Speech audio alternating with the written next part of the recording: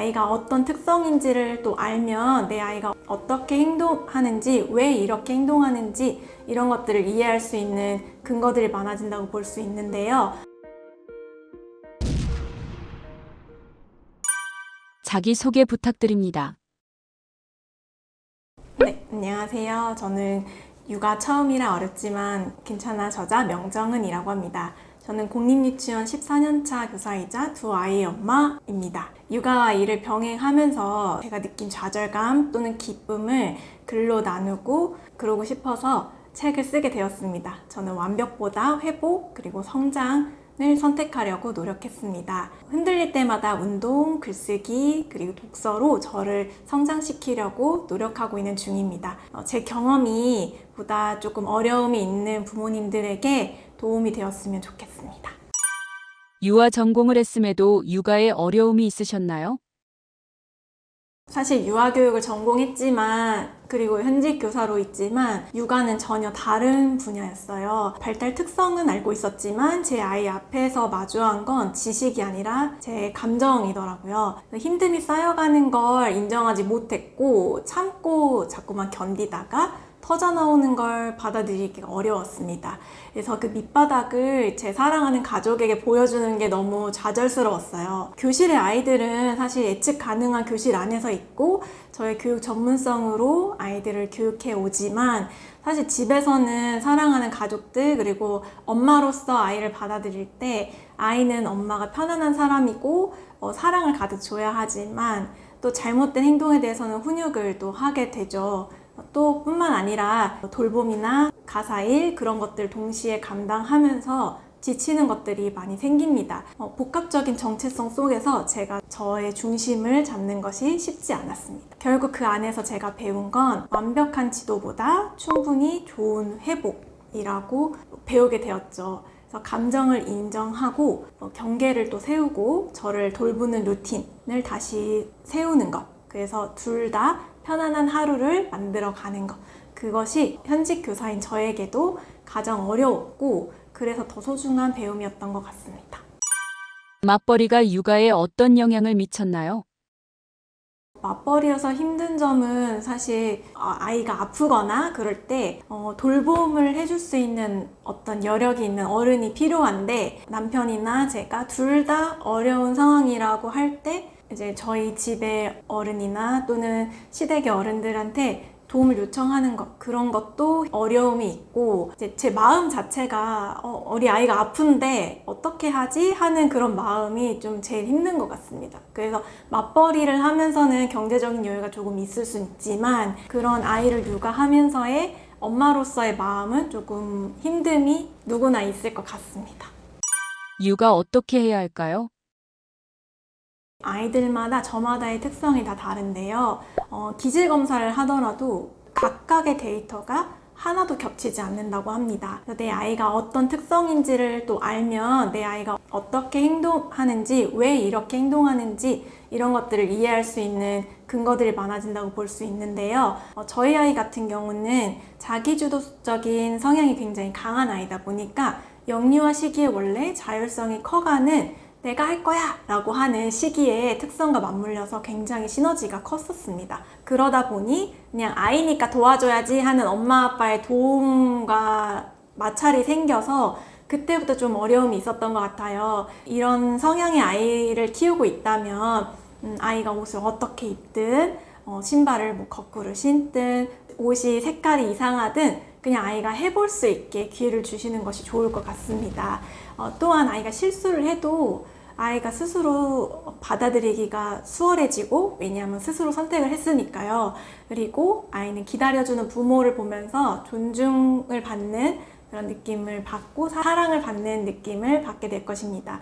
뿐만 아니라 편식하는 아이들도 있죠. 많이 있는데 내 아이가 감각적으로 식감각이 굉장히 민감한 아이들이 있어요. 그래서 예를 들어 고기를 씹는데 고기 질감이 민감한 아이들 같은 경우는 고기를 싫어할 수 있는데요.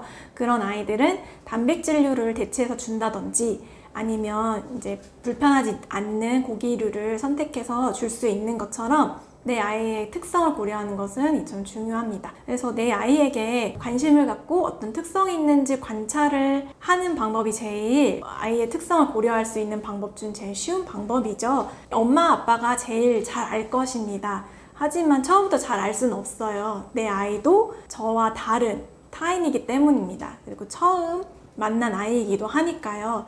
그래서 이 아이는 이런 특성이 있구나, 이런 것을 좋아하는구나, 이런 것을 싫어하는구나를 알아가면서 내 아이에 대한 데이터를 쌓아가는 것입니다. 우리 아이 특성을 알려면 어떻게 해야 할까요?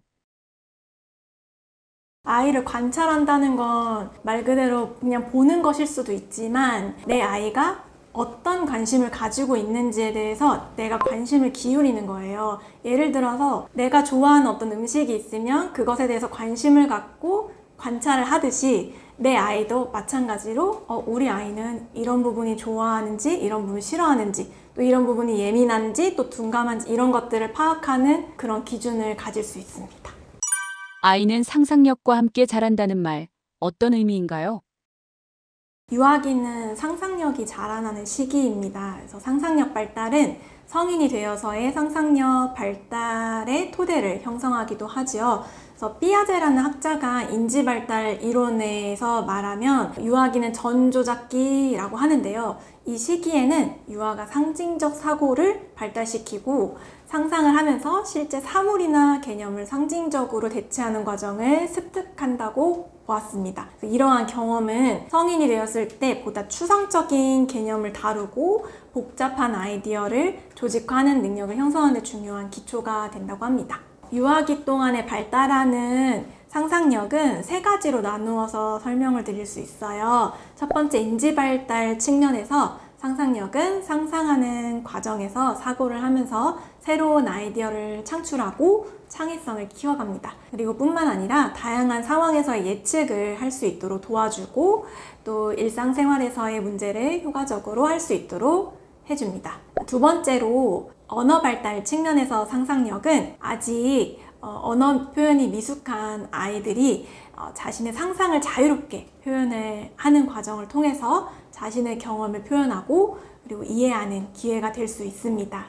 이 또한 언어 발달에 도움이 될 수 있습니다. 마지막으로 사회정서적인 측면인데요. 사회정서적인 측면에서는 상상력은 상상을 통해 다양한 감정을 탐색하고 표현하는 과정을 경험할 수 있고 그리고 이 과정에서 아이들은 정서적인 만족감도 얻고 상대의 특성을 또 이해할 수 있는 기회가 됩니다. 뿐만 아니라 자신의 부정적인 정서를 긍정적인 정서로 정화하는 작용도 할 수 있습니다. 그래서 다른 사람을 이해하고 사회적 기술을 습득하면서 긍정적인 사회관계 형성을 하는 데 도움이 될 수 있습니다.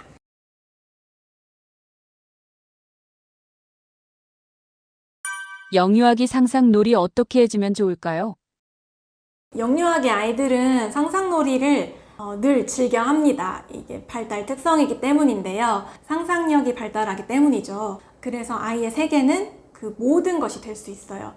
정말 별것 아닌 돌멩이조차도 소품이 되고 모두 멋진 무언가가 될 수 있는 이유인데요. 상상놀이를 지원하는 방법으로는 아이와 함께 그냥 그 세계에 흠뻑 빠지는 것입니다. 집에 있는 이불이 텐트가 될 수도 있고 작은 조명이 공연을 밝히는 불빛이 될 수도 있고 집에 있는 소파는 공연장이 될 수도 있고 여러 가지로 특별한 무언가가 될 수 있는 것이죠. 그래서 지원해 주려고 뭔가를 애쓰려고 하기보단 그냥 아이와 함께 놀아보세요. 그러면 아이의 세계에 빠져들 수 있을 것입니다. 그림책이 아이의 상상력 발달의 최고인 이유는 무엇인가요? 그림책은 그 자체가 작가의 상상력이 반영된 책입니다. 그래서 아이는 현실 세계와 상상의 세계를 넘나들면서 즐거움을 느끼는데요. 그림책이 아이에게 좋은 이유를 5가지로 나누어서 설명드릴 수 있을 것 같습니다. 첫 번째로 즐거움과 재미입니다. 그림책은 그 자체로 굉장히 즐겁고 흥미로운 그림들로 가득합니다. 글자를 몰라도 그림과 장면의 전환만으로 웃고 즐길 수 있는 것이죠. 책과 친해지고 몰입할 수 있는 것입니다. 두 번째로 언어 발달 측면인데요. 그림과 글의 맥락을 함께 읽으면서 문해력과 어휘가 자연스럽게 습득되고 자라납니다. 세 번째로 상상력 발달입니다. 그림책에 환상적인 요소들이 많이 있는데요. 이런 요소들을 경험하면서 상상 속 세계를 경험하고 상상력을 자극하게 됩니다. 네 번째로 시각적인 문해력이 발달하는데요. 그림책 속의 그림들은 글 속에 있는 이야기처럼 어떤 의미들이 담겨 있어요. 그래서 그림 속의 숨은 요소를 발견하고 해석하면서 문해력이 발달합니다.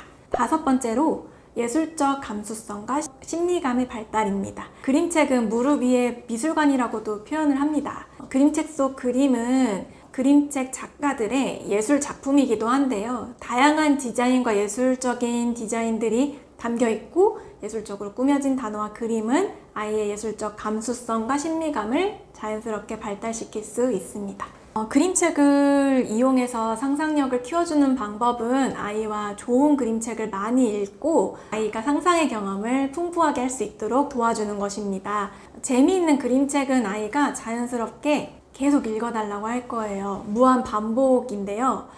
그림책은 아이에게 읽으라고 권유하지 않아도 스스로 반복해서 보고 싶어 합니다. 아이는 충분한 상상을 하는 과정, 그 자체를 즐기면서 상상력을 키우게 되는데요. 그림책 이야기를 기반으로 자신의 이야기를 꾸며가고 재구성해가면서 새로운 이야기를 만들어냅니다. 그러니 상상력을 키워주기 위해서 그림책을 보고 독후 활동을 하려고 하시는 분들이 또 있을 텐데요.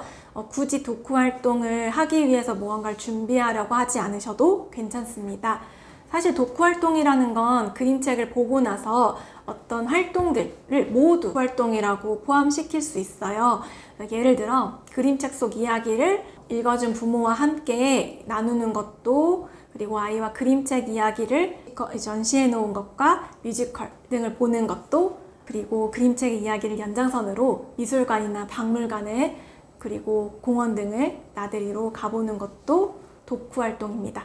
무엇보다 가장 중요한 것은 부모님 무릎 위에서 육성으로 듣는 그림책 읽기예요. 부모님 무릎 위에서 듣는 그림책이 좋은 이유는 엄마와 또는 아빠와 그림책을 들으면서 정서적인 교감을 이루기 때문입니다. 이 시기 동안 많이 읽어주시는 것을 추천드립니다. 아이에게 그림책을 읽어줄 때 주의사항이 있을까요? 그림책 자체를 읽어주는 것에 대해서는 특별한 것은 없어요. 다만 그림책을 읽고 나서 무엇을 해야 된다라고 부모님들께서 생각하시는 경우가 있는데, 그림책을 읽고 나서 사후활동으로 이런 것들을 해야 된다는 강박이 없으시면 좋을 것 같습니다. 왜냐하면 그림책을 읽고 물론 사후활동을 준비해서 하는 것도 굉장히 의미 있는 일이지만 그런 걸로 부모님이 스트레스를 받거나 강박을 가지면 아이들은 그림책 자체를 즐기는 데에 도움이 안 될 수 있어요. 그러니 그런 부분을 주의하고 그림책 읽기, 그리고 그림책을 즐기는 것 자체만으로도 충분합니다. 일단 아이랑 도서관에 가거나 서점에 갔을 때 그림책을 아이가 고르는 거, 저 이거 읽고 싶어요 하고 고르는 게 제일 좋을 수 있어요. 다만 부모님들 기준에 이런 책은 안 읽었으면 싶은데 하는 책들도 있을 수 있죠. 그렇다면 펼쳐져 있는 책들 중에 같이 읽어보고 싶은 책, 아이가 읽어보고 싶은 책과 부모님이 읽어줬으면 하는 책, 이렇게 한 권씩 골라서 같이 읽어주는 방법도 있고요. 또는 제일 쉬운 방법은 계절별로 되어 있는 책들이 계절에 따라서 읽을 때 가장 쉽게 접할 수 있는 것 같아요. 그래서 그런 것들, 또 좋은 그림책들은 사실 아이들이 다음 장면이 궁금한 것들이 굉장히 좋은 그림책이라고 할 수 있습니다. 왜냐하면 책을 읽다가 다음 장면이 뭐지? 아이가 스스로 넘길 수 있는 책들이 있어요. 그런 그림책들이 좋은 교육적인 책들이고, 그리고 그림이 아름다운 책, 이런 것들은 아이들의 심리감을 발달시킬 수 있는 또 좋은 그림책입니다. 그리고 그런 이야기가 잘 구성되어 있는 책들이 있어요. 그런 책들을 고려해서 주시면 좋을 것 같습니다. 아이가 이게 뭐야? 라고 질문하면 어떻게 대처해야 할까요? 유아야동은 굉장히 호기심이 왕성해지는 시기입니다. 그래서 세상에 대한 호기심이 가득한 시선으로 하루하루를 살아가고 있는데요. 그래서 이제 말을 하기 시작하는 시기가 되면 이게 뭐야? 라고 하는 말을 계속 반복해서 물어봅니다. 근데 어른 입장에서는 똑같은 질문을 하고 똑같은 대답을 하는 과정이 반복되다 보니 굉장히 지겨울 수 있어요. 근데 아이들은 물어보고 또 물어보고 또 물어보고 하는 게 그 자체가 너무 즐거워서입니다. 이제 말을 딱 시작한 친구들이 얼마나 재미있겠어요. 그렇기 때문에 이 매일매일 새로운 순간들이 아이에게는 즐겁고 신기한 순간들이기 때문에 부모님들께서 이렇게 이해해 주시면 좋을 것 같습니다. 아이가 이게 뭐야? 라고 물어보면 우리 아이가 이제 새롭게 세상을 알아가는구나, 신이 났구나, 기쁨을 느끼는구나 라고 생각해 주시면 더 좋을 것 같아요. 이런 관점으로 바라보면 아이의 질문이 지겹게만 느껴지는 것이 아니라 그 순간이 아이에 대한 사랑스러움으로 바뀔 수 있을 것입니다. 그리고 아이는 사랑스럽게 질문에 대한 답을 해주시는 엄마 아빠를 보면서 자신의 호기심과 관심의 영역이 더 넓어지는 힘을 길러갈 수 있을 것입니다.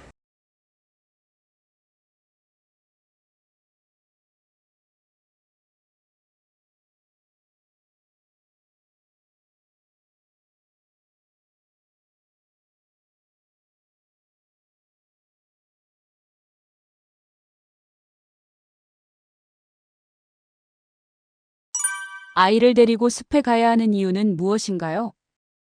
숲은 아이에게 특별한 놀이터예요. 그래서 숲은 숲 자체가 아이가 놀이를 할 수 있고 자연 세계와 함께 운동을 할 수 있고 신체 발달을 할 수 있는 곳인데요. 숲이 좋은 이유, 숲에 가야 하는 이유를 세 가지로 이야기를 해드리면, 첫 번째로 숲에는 특별한 도구를 가지고 가지 않아도 놀이를 만들 수 있는 아주 재미있는 특별한 장소입니다.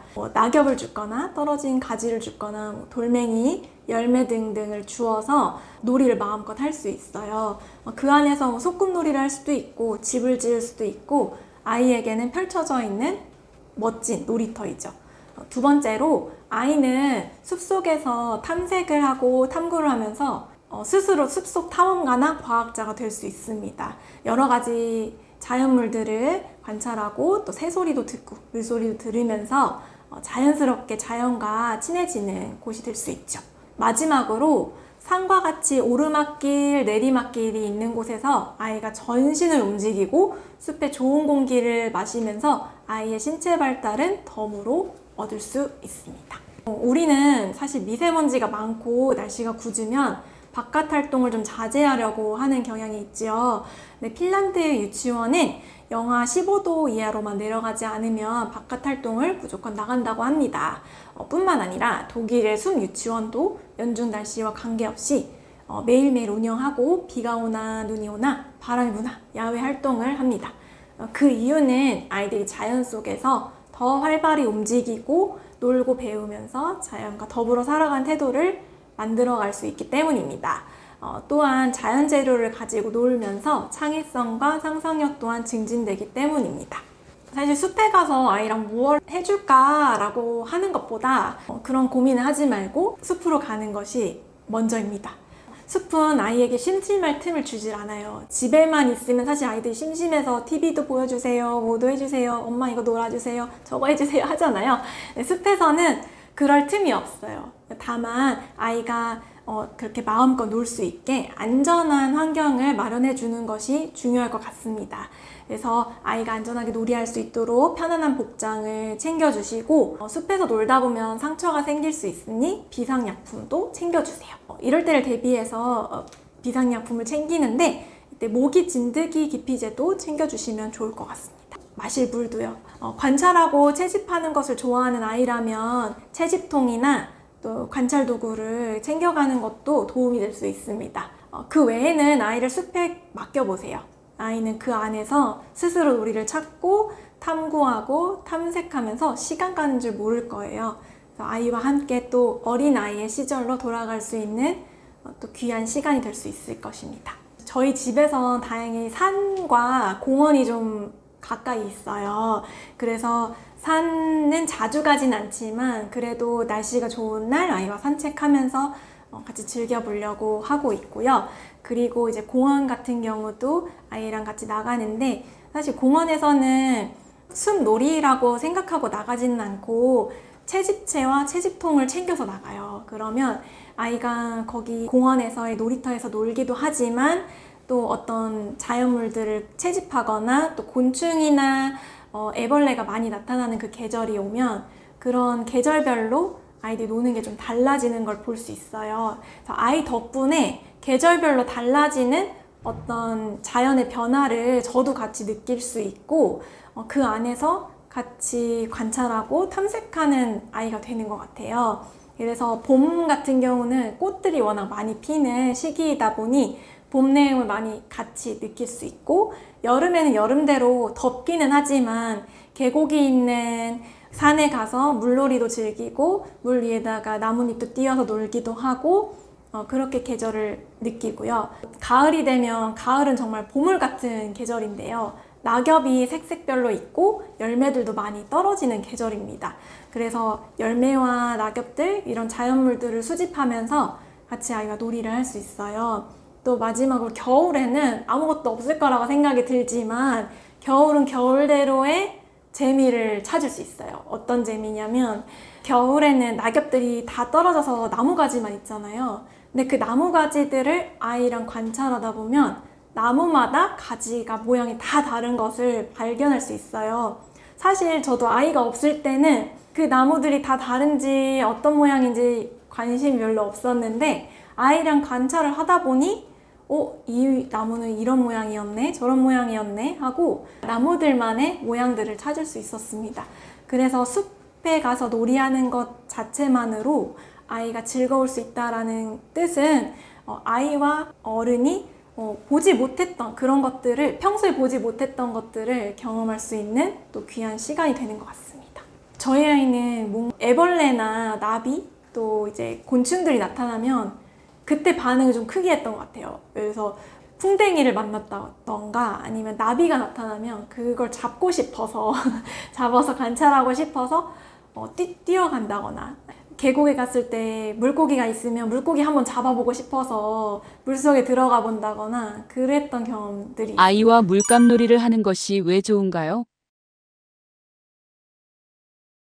여러 가지 놀이 재료들은 있어요. 근데 물감은 저희 아이랑 꼭 해봤던 이유 중에 하나가 물감이라는 재료의 특성 때문이었는데요. 그 물감의 물질 특성이 아무래도 아이가 다양하게 놀이를 할 수 있는 그런 범위가 넓기 때문이었어요. 물감을 활용한 그림이나 놀이는 아이가 의도해서 작품이 될 수도 있지만 의도하지 않고 우연히 발견되는 작품들도 생길 수 있어요. 물감 놀이용으로도 많이 나오는데요. 물감마다의 질감도 달라서 아이가 촉감 놀이를 하는 것으로도 활용할 수 있습니다. 그래서 물감으로 놀이할 때는 절대로 한 가지 놀이로만 할 수 없고 답이 정해져 있지 않아서 아이에게 다양한 경험을 줄 수 있는 장점이 있습니다. 뿐만 아니라 물감에 대한 색을 스스로 탐색을 하다 보면 색에 대한 감각도 늘어나게 돼요. 그래서 물감의 여러 가지 색깔을 제공해서 아이가 탐색을 해보게 하는 것도 좋은 방법인데, 한 가지 물감으로 할 때 주의점이 있다면 이런 경우는 물감을 할 때 조금 조심하면 좋을 것 같아요. 저 같은 경우도 물감이 어딘가에 튀거나 어딘가에 묻는 게 조금 불편한 마음이 있었거든요. 그래서 집 안에서 하면 이제 가구들이나 뭐 패브릭 이런 데에 묻으면 또 지워지지 않고 하다 보니까 주로 이제 욕실에서 아이와 물감놀이를 하거나 아니면 그런 게 튀어도 괜찮은 장소에서 아이와 깔개를 깔고 놀이를 했었습니다. 그래서 그런 주의점을 같이 생각하고 해주시면 좋을 것 같아요. 요즘에 이제 물감으로 놀이하는 가정들도 많아서 아이가 손으로 만지고 몸에 이제 묻어도 괜찮은 무독성 물감들이 많이 있어요. 또는 이제 물감을 목욕놀이를 할 때 사용할 수 있는 목욕용 물감들도 있거든요. 그래서 뭐 거품이 같이 담겨 있는 물감들도 있고 한데 이제 그런 것들을 활용해서 그냥 놀아보게 했어요. 처음에는 뭐 따로 그림을 그리게 한다거나 붓을 쥐어준다거나 그러지 않고 그냥 손으로 만지고 벽에도 문지르고 그냥 자유롭게 놀다가 뭐 그림을 그려보는 그런 시점, 조금 더 커서 한 4살, 5살쯤 되면 그림을 그릴 수 있거든요. 그림을 색연필로 그릴 수 있고 뭔가를 쥐어서 손으로 할 수 있을 때 붓을 쥐어줬었는데, 그때 붓으로 이제 끄적끄적 하면서 색연필로 끄적끄적 하듯이 그렇게 붓으로 끄적끄적 해보는 경험도 해볼 수 있게 해주고, 딱히 제가 주제를 정해주고 하지는 않았던 것 같아요. 그래서 아이가 그때 당시에 지금도 그렇지만 자연에 굉장히 관심이 많은 아이라서 나무를 그림을 그릴 때 엄마 나 그럼 물감으로 해볼래요? 하면 물감을 쥐어주거나 또는 제가 오늘은 한번 물감으로 해보면 어떠니? 하고 물감을 제공했을 때도 있었어요. 근데 물감이 쭉 짜서 하는 물감도 있는데 고체로 된 물감들도 있거든요. 그래서 아이가 집에서 물감을 이제 그림을 그린다고 했을 때 붓으로 그림을 그린다고 했을 때 고체 물감을 사용하면 조금 어질러지는 게 좀 덜 할 수 있으니까 그런 것들도 물감의 특성들도 고려해서 아이에게 제공해 주는 것도 미술에 좋을 것 감각이 있는 아이들의 특징이 있나요? 특별히 영재성을 가지고 영재였던 친구는 없었는데 다만 그런 건 있었던 것 같아요. 이제 미술학원을 다니는 친구와 다니지 않는 친구가 있었다고 하면 오히려 미술학원을 다니는 친구는 미술학원에서 요즘은 뭐 획일적으로 하지는 않지만 그래도 좀 그런 그림 기술이 조금 달랐던 것 같아요. 근데 그렇지 않다라고 하는 친구들만 봤을 때 조금 미술에 좀 감각이 있다라고 여겼던 친구들을 살펴보면 좀 색을 쓰는 부분이 좀 다양하게 쓴다거나 다른 친구들에 비해서 좀 관찰력이 좀 있어서 좀 정교하게 그리려고 하는 부분이 있다거나 아니면 같은 나무를 그리더라도 나무의 가지 모양이 다른 친구들과는 좀 다르게 비슷하게 그리는 친구들이 대부분이라고 하면 나무의 모양이나 집 모양이 이 친구는 그 집이나 어떤 나무, 어떤 꽃 이런 것들이 모양이 다 각기 다른 것들을 관찰했던 걸 기반으로 그림을 그렸던 것 이런 것들이 좀 달랐던 아이와 것 같아요. 말놀이를 꼭 해야 하는 이유가 있나요? 말놀이는 혼자서 하는 놀이가 아니라 두 사람 이상이 언어로 상호작용을 하면서 놀이하는 것입니다. 그래서 말놀이는 이 말의 재미랑 즐거움을 느낄 수 있는데요. 영유아기의 아이들은 언어가 폭발적으로 발달하고 습득이 되는 시기이죠. 이 시기에 부모님들이 아이와 말놀이를 하거나 또는 친구들과 상호작용하면서 말놀이를 하면서 언어 발달이 이루어질 수 있습니다. 또한 의사소통 능력을 발달시키고 우리말의 재미와 즐거움을 느낄 수 있는 놀이입니다. 이 놀이는 사실 말놀이 자체가 즐겁기 때문에 말로 놀이를 하면 됩니다. 그래서 주변의 소리를 찾아서 의성어, 의태어를 말하거나 또는 동요 부르기를 하거나 운율을 느껴보면서 동요를 불러보거나 또 끝말잇기, 거꾸로 말해보는 거 I am 그라운드, 가라사대 같은 놀이들 다 말놀이입니다. 또는 좋아하는 캐릭터나 사물에다가 새로운 이름을 붙인다거나 이야기를 할 때 다른 결말을 만들어주는 것, 또 웃긴 말을 만들고 수집하는 것 이런 것들이 모두 훌륭한 말놀이입니다. 기억할 점은 말놀이가 재미 그리고 존중이라는 것입니다. 근데 말로 장난을 하기 시작하는 시기가 와요. 그래서 즐겁게 놀이하는 것이지만 누군가를 속상하게 한다면 아이에게 그건 놀이가 아니야 라고 경계를 분명하게 알려주는 것이 필요합니다. 그리고 재미있는 놀이는 마음껏 즐기게 해주세요.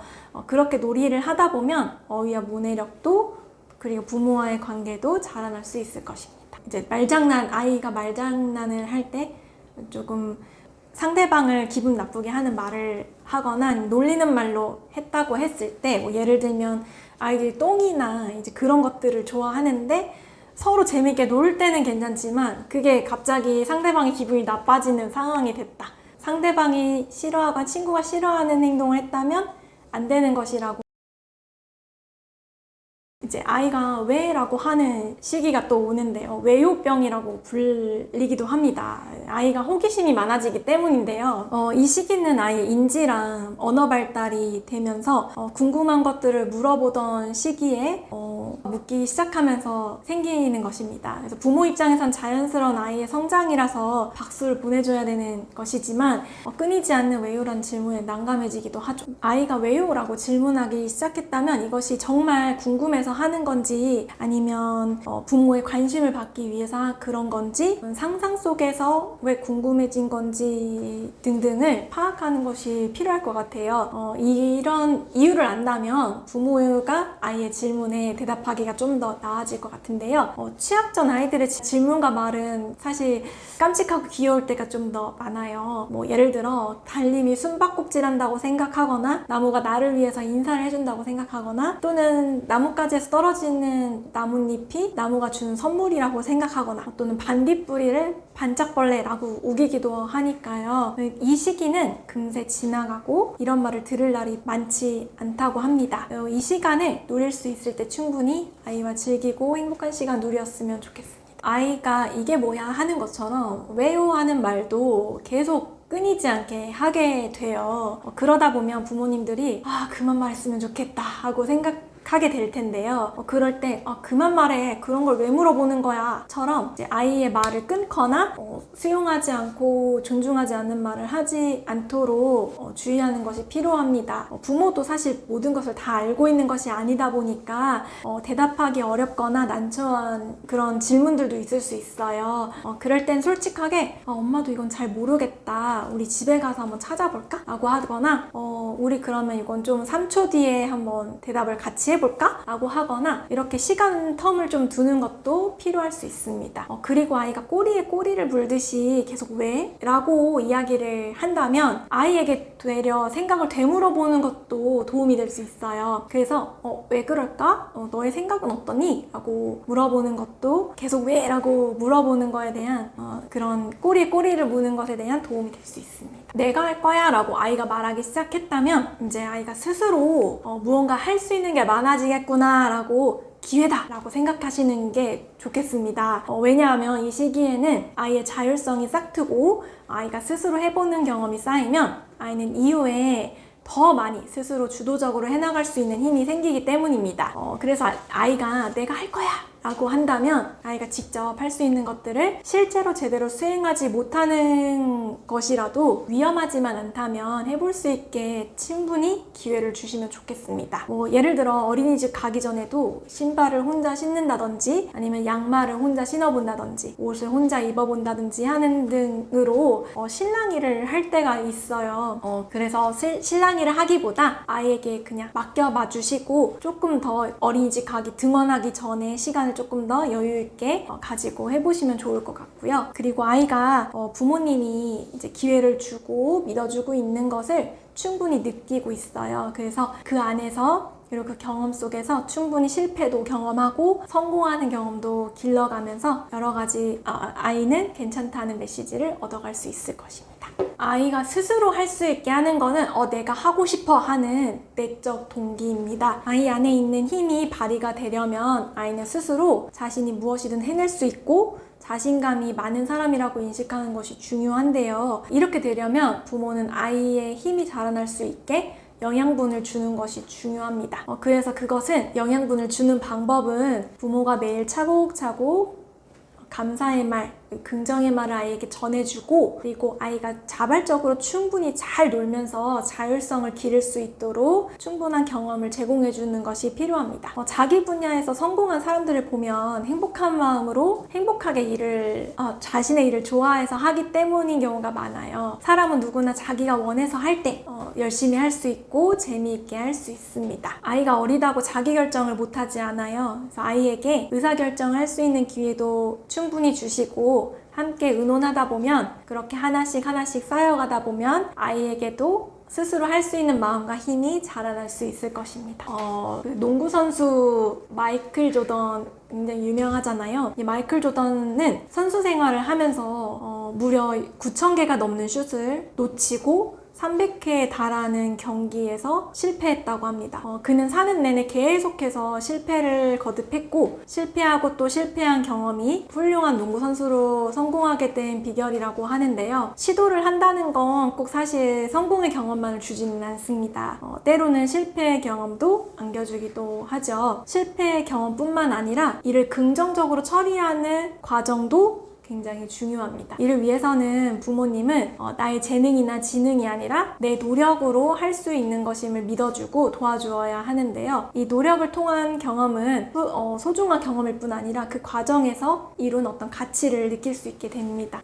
아이가 끈기와 노력, 나의 가치에 초점을 맞추고 믿음을 줄 수 있다면 아이가 스스로 해결할 수 있는 힘을 발휘해 나갈 수 있을 것입니다. 아이는 부모가 하는 것을 그대로 따라하고 싶어하고 때로는 새로운 도전을 해보고 싶어 하는데요. 어린아이들은 일단 뭔가 해보고 싶은 마음이 생기면 엄마 아빠가 하지 말라고 해도 하고자 하고 앞뒤 재지 않고 무조건 돌진하는 힘이 있어요. 그래서 이때 존중받고 지지받은 아이들은 새로운 생각이 떠오를 때 또는 또 다른 새로운 아이디어를 또 채워가고 생산하고 창조해 나갑니다. 다만 안전사고의 위험이 되는 것이 아니라면 부모의 눈에 저지르러 보이는 것들이 있을 수 있는데요. 그런 것들이라도 해볼 수 있게 도와주시는 것이 좋습니다. 아주 사소해 보이는 시도라도 아이에게는 앞으로의 큰 성공을 위한 작은 씨앗이 될 수 있으니까요. 예를 들어서 종이접기를 하고 싶어 하는 마음이 생길 수 있어요. 유치원에서 친구가 너무 종이접기를 잘한 친구를 보고 나도 저 종이접기 하고 싶은데, 또는 팽이 접는 친구를 보고 저거 너무 멋있는데 나는 못하는데 라고 생각했다가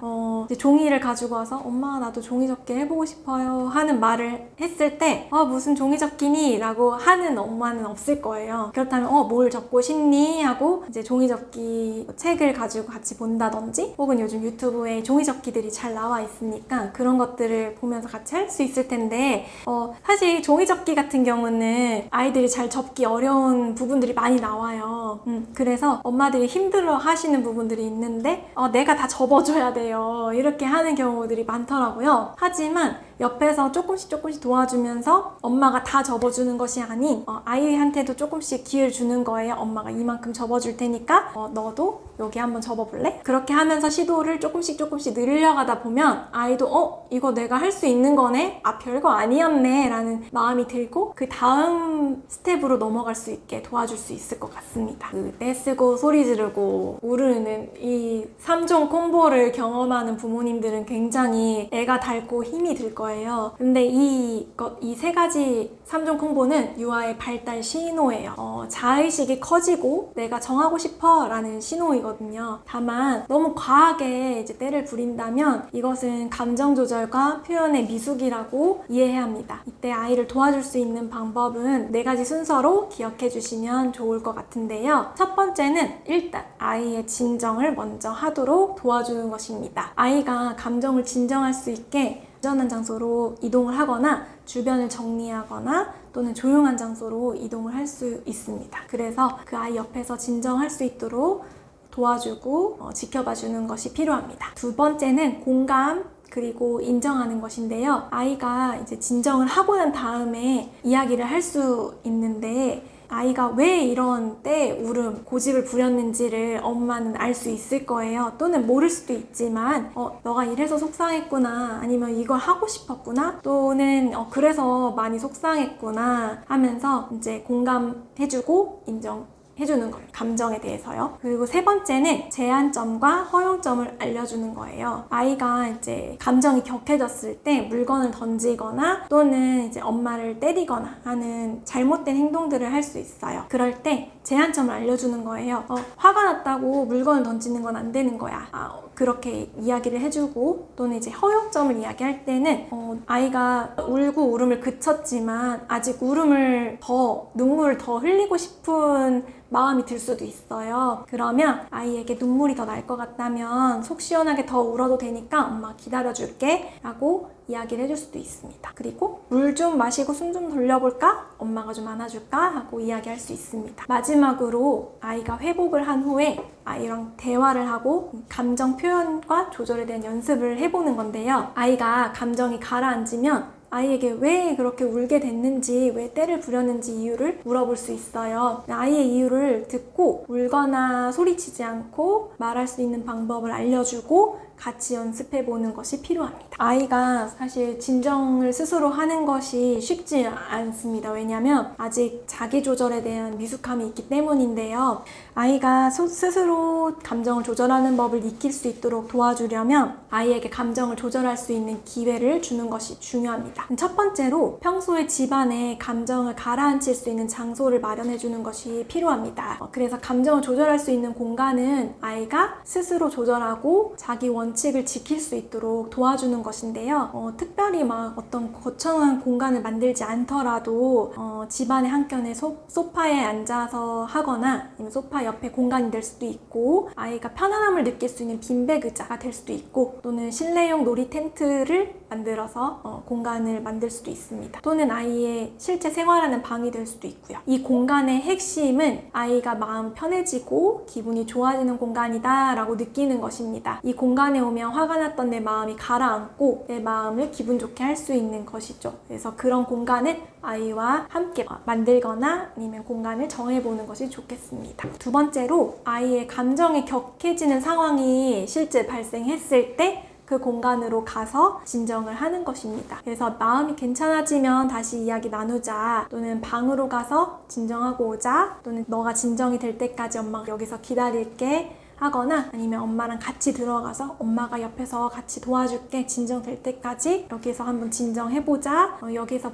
마음이 불편해진 걸 좀 가라앉히고 오자 라고 이야기할 수 있습니다. 그래서 감정을 가라앉히기 위해서 물을 한 잔 마시거나 숨을 크게 들이쉬었다가 내뱉는다던가 이런 방법들을 아이와 함께 실천해 볼 수 있을 것입니다. 영유아기 아이들은 아직 자기조절력이 미숙해요. 그렇기 때문에 무엇을 할 수 있고 무엇을 할 수 없는지에 대한 기준점이 명확하지 않는데 그렇기 때문에 엄마 아빠가 그런 기준점을 알려주어야 하기 때문입니다. 아이에게 제한점과 허용점을 알려주는 것은 아이가 스스로 그런 기준, 자기가 자기를 조절할 수 있는 가이드라인을 제공해주는 것과 같습니다. 부모가 알려준 가이드라인이 없다면 본인이 자기 조절을 할 때 어떤 기준점이 없기 때문에 혼란스러울 것이고, 기준이 명확하면 그 행동의 기준점에 따라 명확히 행동의 제한점을 인지할 수 있어서 자기 조절을 하는데 도움이 될 수 있습니다. 부모는 모든 것을 해줄 수가 없어요. 그러다 보니 현실적으로 당장 해줄 수 없는 것에 대해서는 아이에게 이야기하고 양해를 구하는 것이 필요합니다. 아이가 요구한다고 해서 그걸 다 들어줄 수 없는 상황이 생기기 마련이니까요. 그래서 아이가 그걸 받아들이지 못하고 울고 떼를 부려도 지금 그건 할 수 없는 상황이야, 어쩔 수 없는 거야 라고 알려주어야 돼요. 그리고 대안도 함께 제시하면 아이가 기다리는데 좀 도움이 될 수 있습니다.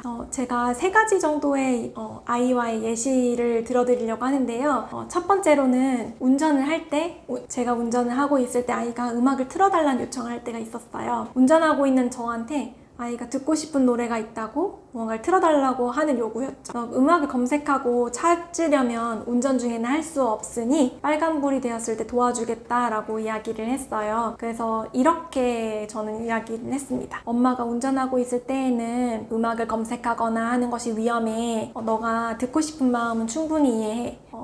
그런데 빨간불이 됐을 때 엄마는 도와줄 수 있어. 이건 기다려야 하는 거야 라고 이야기를 해줄 수 있습니다. 두 번째로 이제 마트나 이제 가게를 갔을 때 아이가 장난감을 산다거나 혹은 오늘 사려고 하지 않았던 간식 같은 것들을 사달라고 할 때가 있어요. 그럴 땐 이렇게 이야기해주면 좋을 것 같아요. 갖고 싶은 물건이 있다고 해서 이것을 다 사고 가질 수는 없어. 오늘은 이걸 사러 온 것이 아니니 오늘 사지는 않을 거야. 눈으로만 보고 만약 꼭 필요한 물건인지는 한 번 더 고민해보고 다음에 왔을 때 살 수 있을지 살지 말지 결정해보자 라고 할 수 있을 것 같습니다. 마지막으로 이제 아이가 책을 읽어달라고 가져올 때 엄마 아빠도 사실 피곤할 때가 있잖아요. 그럴 때 이렇게 말을 할 수 있습니다. 오늘 엄마가 너무 피곤해서 책을 읽어주기가 어려울 것 같아. 대신 내일 아침에 등원하기 전에 조금 더 부지런히 준비하고 책을 읽고 가면 좋겠다 라고 하면 아이도 대안점이 있기 때문에 기다릴 수 있고 오늘 좀 아쉽지만 참을 수 있습니다. 요즘 아이들은 사실 태어나자마자 스마트폰이 있는 세상에 살고 있어요. 하지만 자기조절력이 부족한 아이들에게 바로 스마트폰이나 스마트 기기를 쥐어주는 것은 굉장히 위험한 일이죠. 그래서 자기조절력을 키워주는 과정이 또 매우 중요할 것 같습니다. 그래서 두 가지를 기억해 주시면 좋을 것 같아요. 첫 번째는 시간과 횟수를 제한하는 것, 두 번째는 일관성과 반복입니다. 자기조절력을 키워가는 영유아기 시기에 영상을 보여주거나 스마트 기기를 활용한 어떤 활동을 한다면 제한 시간을 두고 부모와 함께 시청하는 것 등의 기준을 마련하는 것이 필요합니다. 또 시간은 어린아이들에게 사실 추상적인 개념이에요. 그래서 시간이 시각적으로 보이는 어떤 타이머를 사용한다거나 아니면 뽀로로, 타요 같은 영상들은 10분 정도에 소요되는 영상이기 때문에 아이들에게 20분 정도 보여준다고 했을 때 20분만 볼 거야 라고 하기보다 오늘은 그럼 뽀로로 2편만 보자, 이렇게 횟수를 제한할 수 있을 것입니다. 이 과정은 그리고 아이와 반복된 연습과 훈련이 굉장히 중요한데요. 한 번에 이 약속을 지키는 아이는 절대 없을 거예요. 그래서 부모 또한 같이 정한 시간을 꼭 지켜야 합니다. 아이가 한 번만요 라고 이야기를 할 거예요. 그런 말이 넘어가서 정한 약속을 지키지 않는다면 그 다음에 또 다시 문제를 일으키거나 아이가 때를 부리게 될 것입니다. 그래서 이 훈련이 잘 된다면 아이는 스스로 조절하는 능력을 키울 수 있고 또한 더 커서도 부모와 협의해서 시간을 정하고 조절해 갈 수 있을 것입니다. 기본생활 습관이라고 하는데요. 기본생활 습관은 일상생활의 능력입니다. 그래서 이 기본생활 습관은 유치원과 어린이집에서 계속 아이들을 매일 연간 지속적으로 지도해 나가는 영역이기도 한데요. 이 영역을 구분하면 청결, 영양, 수면, 배변, 식사 이런 것들이 있습니다. 그래서 이런 기본생활 습관을 왜 기르게 되냐면 아이의 독립을 돕는 한 과정이기 때문입니다. 그래서 이 생활 습관을 기를 때 부모는 아이 대신에 해주는 시간을 줄이고 작은 단계로 쪼개서 아이가 스스로 할 수 있게 만들기 가 습관 교육의 핵심이자 전부라고 해도 과언이 아닙니다. 첫 번째로 청결 부분은 외출 전후, 식사 전후, 손 씻기, 양치하기, 샤워하기, 손발톱 정리하기 등이 있습니다. 두 번째로 영양과 식사에서는 음식을 골고루 먹기, 앉아서 식사하기, 음식을 입에 넣고 꼭꼭 씹기, 먹으면서 말하지 않기, 먹고 나서 그릇 정돈하기, 먹은 자리 정리하기 등이 있습니다. 그리고 세 번째로는 수면 습관인데요. 수면 습관은 규칙적인 시간에 잠자리에 들고 충분한 수면을 취하는 것입니다. 네 번째로 배변은 스스로 화장실을 가고 뒷처리를 하는 것, 그리고 사용 후에 깨끗하게 정리하는 것입니다. 다섯 번째로 위생과 안전은 물건을 제자리에 두고 스스로 정리하고 자기 물건을 스스로 챙기고 쓰레기 분리수거하기와 쓰레기통에 쓰레기 정리하기 등이 있습니다. 여섯 번째로 인사는 선생님과 친구, 다른 어른들께 눈을 마주치고 바르게 인사하는 것, 예의 바르게 인사하는 것을 의미합니다. 일곱 번째로 질서가 있는데요. 공공장소에서 줄을 서는 것, 그리고 공공장소에서 소곤소곤 이야기하는 것, 차례를 지키는 것, 이런 것들이 있습니다. 마지막으로 전략은 물건을 소중히 하는 것, 낭비하지 않는 것, 그리고 필요한 물건만 구입하고 지금 사용하지 않는 물건을 정리하거나 나눔하는 것 등이 있습니다. 편식을 하는 이유가 여러 가지가 있는데요. 이제 아이가 미각이 예민한 아이들은 그 미각이 예민한 것들을 좀 파악이 필요해요. 그래서 그 아이만의 개별 특성에 따라서 뭐 당근을 먹는데 당근의 향이 좀 많이 아이에게 거슬린다 한다면 그런 것들 좀 작게 만들어서 먹인다거나, 혹은 아이랑 또 다른 방법은 아이랑 요리 활동을 하면서 식재료와 친해지는 방법이 있습니다. 그래서 아이와 요리 활동을 같이 하면서 편식 습관을 지도해 주시는 것도 좋은 방법. 사실 일하는 엄마라는 이유로 괜히 이제 아이에게 미안한 마음이 굉장히 많이 생기는데요. 특히 이제 아이가 아플 때 아이를 돌보지 못한다는 마음 때문에 돌보지 못하고 일을 가야 하는 상황들이 생겼을 때 더 많이 그런 마음이 올라옵니다. 근데 그럼에도 불구하고 아이는 또 아이대로 자라나는 시간이 있다는 걸 기억하면 좋겠습니다. 아이를 믿고 지지해주고 엄마의 사랑을 보여주시는 것이 더 중요합니다. 아이는 엄마와 하루 종일 있는다고 해서 엄마의 사랑을 느끼는 것이 아니더라고요. 물론 물리적인 시간이 길면 더 좋긴 하겠지만 아이와 만나는 시간이 일하는 시간 때문에 짧더라도 그 시간 동안 아이와 눈을 맞추고 아이와의 시간을 질 좋은 상호작용의 시간으로 만들어 간다면 그런 미안한 마음이나 죄책감을 좀 덜고 아이와 더 좋은 시간을 만들어 갈 수 있을 것입니다. 근데 아이에게 자꾸만 화가 난다는 건 다시 말해서 부모인 내가 힘들다 라고 하는 신호이기도 한데요. 아이에게 화가 나는 이유를 들여다보면 첫 시작은 아이의 어떤 행동 때문이었을 수 있어요. 그런데 결국은 부모인 내가 어떤 욕구가 채워지지 않아서인 경우가 대부분이었습니다. 이런 욕구는 무엇이냐면 내가 쉬고 싶은 욕구, 내가 조금 피곤한데 좀 쉬고 싶은데 아이가 뭔가 요구하면 그때 화가 날 수가 있어요. 또는 내가 아이를 통제하고 싶은 욕구, 아이가 내 말을 들었으면 좋겠는데 내 마음대로 안 돼서 이제 화가 나는 경우가 있죠. 또는 내가 너무 지쳐 있어서 아이의 말들이 너무너무 힘들 때 그런 것들이 있습니다. 근데 여기서 중요한 건 부모인 나의 상태를 스스로 인지하는 것이 중요합니다. 그래서 예를 들면 지금 내가 몸이 피곤하고 힘들구나, 그래서 아이가 하는 말이 다 예민하게 들리는구나를 알아차리면 아이가 내 앞에서 울고 떼부리고 또 고집을 부리더라도 조금 더 아이를 도와줄 수 있는 힘이 생깁니다. 이렇게 알아차리기 위해서는 두 가지를 기억하면 좋을 것 같아요. 첫 번째는 나를 돌보는 것, 두 번째는 회고의 시간을 갖는 것인데요. 첫 번째로 나를 돌보는 방법은 다른 사람이 아닌 나에게 에너지를 보내주고 관심을 갖는 것입니다. 이렇게 얘기하면 굉장히 어렵게 느껴지는데요. 사실 아주 긴 시간을 이용할 수도 있지만 짧은 틈새 시간을 이용하는 것도 나를 돌볼 수 있습니다. 예를 들어서 잠깐 휴식을 취하면서 맛있는 커피를 한 잔 마신다거나 아니면 5분간 좋은 문장을 읽어본다거나 아니면 거울을 보면서 나에게 긍정적인 확언을 해주는 것 또한 나를 돌보는 시간이 될 수 있습니다. 두 번째로 회고의 시간인데요. 회고의 시간 또한 굉장히 어렵게 생각하실 건 없고 일기를 쓴다거나 아니면 글쓰기를 한다거나 할 수도 있지만 잠깐 자기 전에 되돌아보는 시간이기도 해요. 그래서 나의 감정, 아이와의 관계, 또 부모의 역할 등을 잠깐씩 점검해 볼 수 있는데요.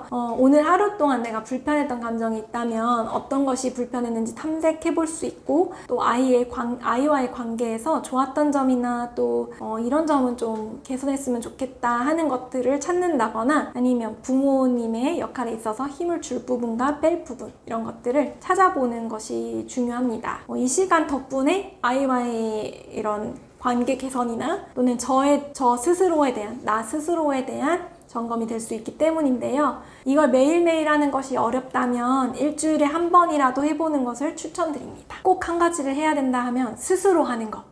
물건을 스스로 챙기고 스스로 뭔가 자기가 할 것들을 해나가는 것이 중요하다고 생각해요. 왜냐하면 이 시기 동안 자기가 할 수 있는 것들을 할 수 있도록 해주는 어머님들이 많지 않더라고요.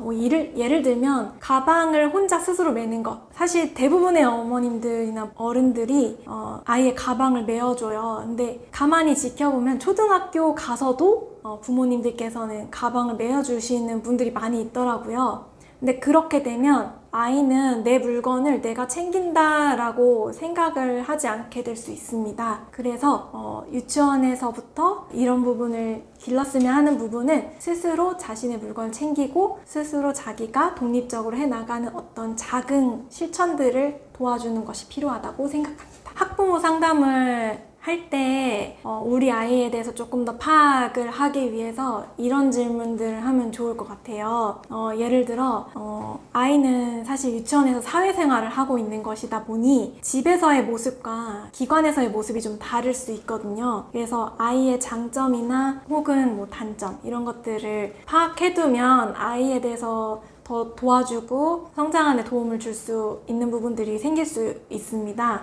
교실에 있는 교사에게 이런 상담할 때 이런 부분은 물어보면 좋은 것이 어떤 것이 있냐면 첫 번째로 아이가 어떤 놀이에 관심을 갖고 있는지 교실에서 주로 하는 놀이가 어떤 것인지를 물어봐 주셔도 좋을 것 같아요. 두 번째로 아이가 집에서는 이러이러한 어려움이 있는데 혹시나 친구들과의 관계에 있어서 비슷한 문제가 있는지 없는지 또 집에서는 어떻게 도와주면 좋은지도 물어봐 주시면 좋을 것 같습니다.